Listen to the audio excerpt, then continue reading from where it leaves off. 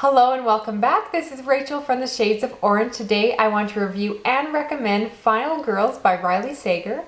I received this from Dutton Books via Netgalley, and I requested this because I was hearing amazing things about it pre-publication and had to get my hands on it ASAP.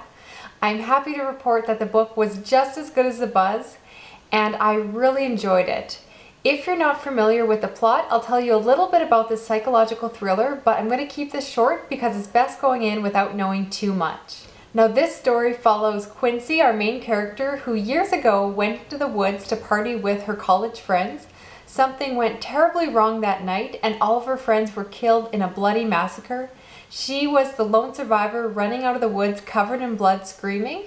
And now since then, she is trying to move on with her life, deal with that survivor's guilt, and essentially have a normal life. She now has a boyfriend, a great apartment, and is running a baking blog.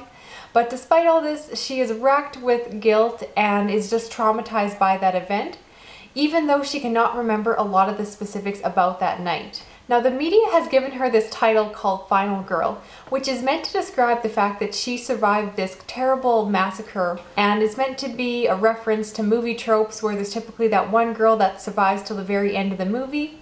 And she is given this title along with other victims of similar massacres, particularly there's a woman named Lisa as well as Sam who have gone through similar but unrelated experiences. The story is first and foremost about Quincy dealing with her grief, trying to move on, but then at the beginning of the story, one of the other final girl commits suicide, and from there, the story really starts to get rolling. And I don't want to say more of the plot, but just know that this is the kind of story where you do not know who to trust. I was suspicious of everyone. At one point or another, I was convinced that everyone was involved.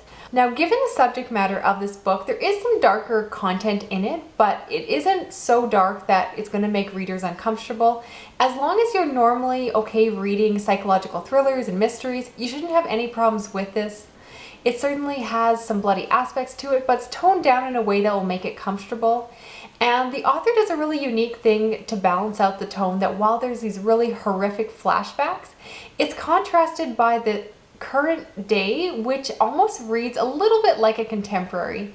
Because as I mentioned, the main character is this baking blogger, so while you have these terrible flashbacks, at the same time the main character is baking cupcakes and is talking about how she uses baking as a form of therapy.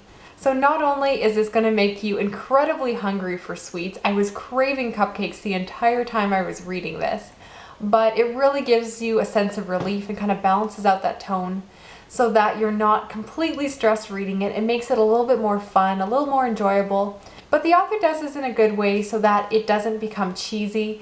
It's still a serious book, but it's got those lighter moments that really strike a perfect chord for me. I thought it was just so enjoyable, and this feels like kind of the ultimate summer thriller read. So when it comes to thrillers, people always ask me whether or not I saw the ending coming, whether or not it was predictable, and I do not want to venture into spoilers at all. So all I want to say is that I thought the ending was very strong. If you are a long-term reader of thrillers, you might be able to guess aspects of this book.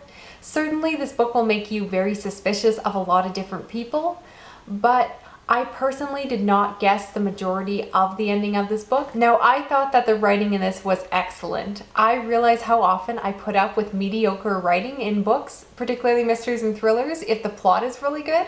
So it's such a nice relief to find a book that not only has a strong plot, but also really strong writing. I thought the author's word choice was fantastic. There were so many phrases and moments and paragraphs that I just wanted to underline and highlight because I really liked how she managed to conjure up different ideas, and it just really stuck with me. I just thought that this was a great book overall in terms of plot, characters. The narrative moved very quickly. It was definitely a page turner if that's something you enjoy, and again, the writing was fantastic.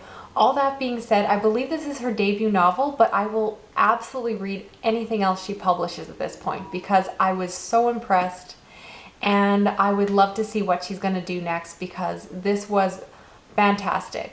As you can tell, this has been one of my favorite books of the year so far. and I just really enjoyed it. Would definitely recommend it. I have a feeling that this is going to be one of those super buzzy books of the year that is going to make a lot of the best of the year lists, and so I definitely recommend picking it up, checking it out for yourself. And I would love to know what you think once you've read it, so please message me. If you do want to talk spoilers, I ask that you contact me via Twitter or Goodreads so we can keep the comment section here spoiler free. But I'd love to know if you're interested in picking this one up, or if you already have read it, I'd love to hear your thoughts as well. If you are interested in hearing about more mysteries and thrillers, I recommend you subscribe to my channel because I read a lot of them. But as always, thank you for watching, and I will talk to you again soon. Okay, bye-bye.